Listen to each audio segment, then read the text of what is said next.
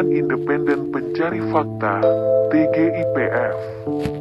Menteri Koordinator Bidang Politik, Hukum, dan Keamanan, Menko Polhukam, Mahfud MD mengatakan, gas air mata menjadi pemicu banyaknya korban jiwa dalam kerusuhan di Kanjuruhan.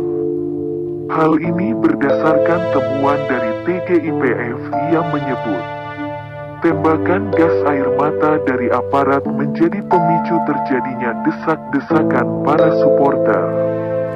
Saat ini peringkat keterbahayaan racun pada gas itu sedang diperiksa Badan Riset dan Inovasi Nasional, BRIN.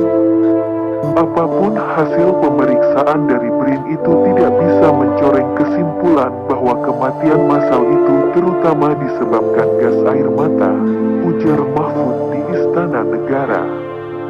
Mahfud bahkan menyebut, fakta yang ditemukan TGIPF terkait situasi di Kanjuruhan lebih mengerikan dari yang beredar di televisi dan media sosial. Sebab gas air mata menyebabkan para supporter berhamburan hingga berdesakan. Lebih mengerikan dari yang beredar karena ini ada di CCTV. Kemudian yang mati dan cacat serta sekarang kritis dipastikan itu terjadi karena desak-desakan setelah ada gas air mata yang disemprotkan. Itu penyebabnya, lanjut Mahfud. TGIPF menyerahkan laporan hasil investigasi tragedi di Stadion Kanjuruhan pada Presiden Joko Widodo di Istana Negara. Dalam laporan setebal 124 halaman itu, Mahfud mengatakan ada fakta dan rekomendasi pada seluruh pemangku kepentingan. Ternyata juga dari hasil pemeriksaan kami semua pemangku kepentingan saling menghindar dari tanggung jawab. Semua berlindung di bawah aturan-aturan dan kontrak-kontrak yang secara formal sah, ujar Mahfud. Mahfud lebih jauh mengatakan rekomendasi yang diberikan untuk semua pemangku kepentingan dari pemerintah, Menteri Pekerjaan Umum dan Perumahan Rakyat, Menteri Pemuda dan Olahraga, dan Menteri Kesehatan. Selain itu, menurut tim pengurus Persatuan Sepak Bola Seluruh Indonesia, PSSI, juga harus bertanggung jawab dan sub-sub organisasinya.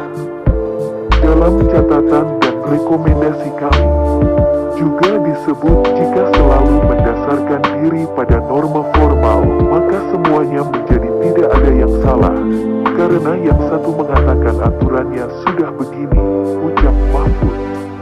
Sementara itu, Lembaga Perlindungan Saksi dan Korban, LPSK, ikut menerjunkan tim menginvestigasi tragedi Kanjuruhan yang menelan ratusan nyawa.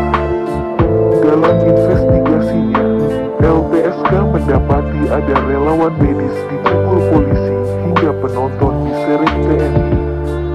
Wakil Ketua LPSK, Edwin Partugi Pasaribu mengatakan hal itu diketahui dari saksi korban yang dipukul. Kala itu, di gerbang tribun utara Stadion Kanjuruhan, seorang saksi mengaku dipukul polisi saat mengangkut korban lainnya ke dalam ambulans. Keterangan tersebut berasal dari saksi yang berada di dalam ambulans tersebut. Relawan medis kru ambulans Yayasan Sosial yang berada di gerbang A saat akan membawa korban ke dalam ambulans dipukul oknum aparat, kata Edwin dalam konferensi pers daring. Selain itu, ambulans yang ditumpangi saksi tersebut juga ditembak gas air mata. Ambulans itu membawa 6 korban yang salah satunya anak-anak. Terdapat tabung gas air mata yang jatuh di atap ambulans yang ditumpanginya. Membawa 6 korban, salah satunya anak-anak meninggal dunia, ungkap Edwin. Di samping itu, ada pula seorang saksi di Tribun Utara yang merekam kejadian prajurit TNI menyeret seorang Aremania. Oknum TNI melakukan kekerasan terhadap supporter dengan cara diseret. Seorang saksi itu merekam aksi brutal prajurit TNI tersebut. yang diseret selamat karena berlindung di balik tembok stadion. Korban menyelamatkan diri dengan lari ke atas dan berlindung di balik tembok. Sementara itu, berdasarkan pendataan terbaru, korban tragedi di Stadion Kanjuruhan kini bertambah menjadi 754 orang. Dari jumlah itu, terdapat penambahan korban meninggal menjadi 132 jiwa. Kemudian 596 orang luka ringan dan sedang, serta 26